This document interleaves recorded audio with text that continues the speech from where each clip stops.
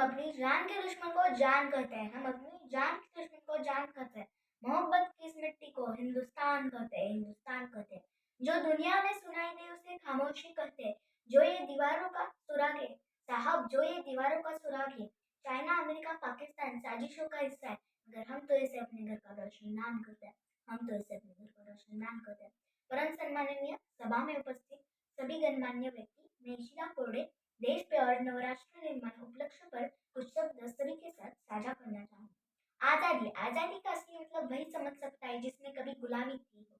हम सौभाग्यशाली हैं कि हमने स्वतंत्र भारत में जन्म लिया है। यूं तो आजादी की लौ 1857 में ही जल चुकी थी, मगर वर्षा बनकर 1947 में हमारे देश को आजाद कर लाई।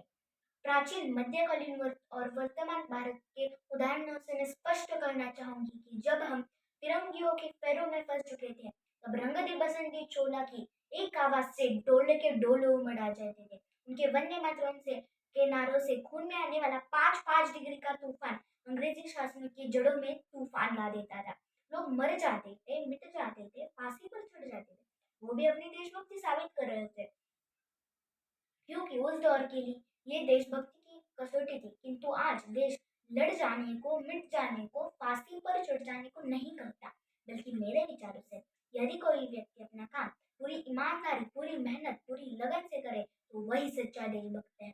मैं नहीं मानती कि फेसबुक और व्हाट्सएप के डीपी से 3 रंग में रंगना ही सच्ची देशभक्ति है।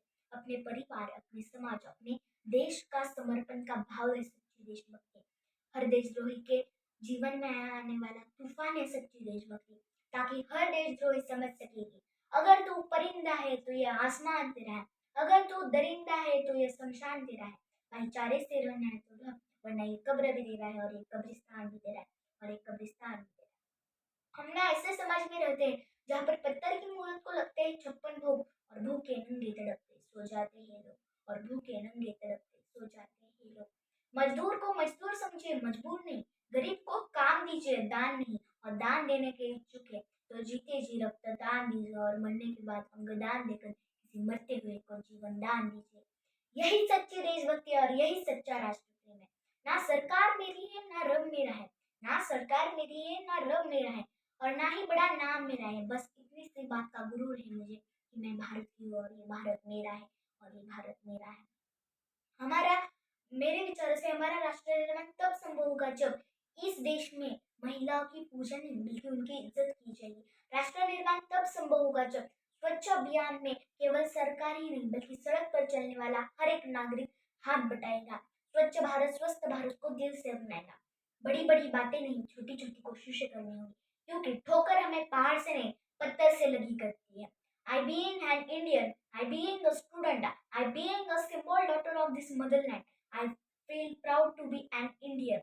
और आज इस मंच पर पूरी जिम्मेदारी के साथ मैं भारत की बेटी होती हूँ कि हमारा राष्ट्र निर्माण तब संभव होगा जब मैं, आप, हम सब मिलकर प्रयास करेंगे, क्योंकि हमारे देश की जिम्मेदारी नहीं हमें आगे ले जानी है, बल्कि हमारी जिम्मेदारियां हमारे देश को आगे ले जानी है, हमारे वतन को आगे ले जानी है, हमारे राष्ट्र को आगे ले जानी है। अंत में मैं बस यही कहना चाहूंगी, मेरा हिंदुस्तान महान था, महान है, महान रहेगा। मेरा हिंदुस्तान महान था, महान है, महान रहेगा। होगा हौसला सबके दिलों में बुलंद तो एक दिन पाकिस्तान भी जय हिंद कहेगा। पाकिस्तान ही क्यों, सारा जहान जय हिंद कहेगा, क्योंकि सारे जहां से अच्छा हिंदुस्तान हमारा, सारे जहां से अच्छा हिंदुस्तान हमारा। हम बुलबुले हैं इसकी, ये गुलिस्तान है हमारा, ये गुलिस्तान है हमारा। जय हिंद, वंदे मातरम।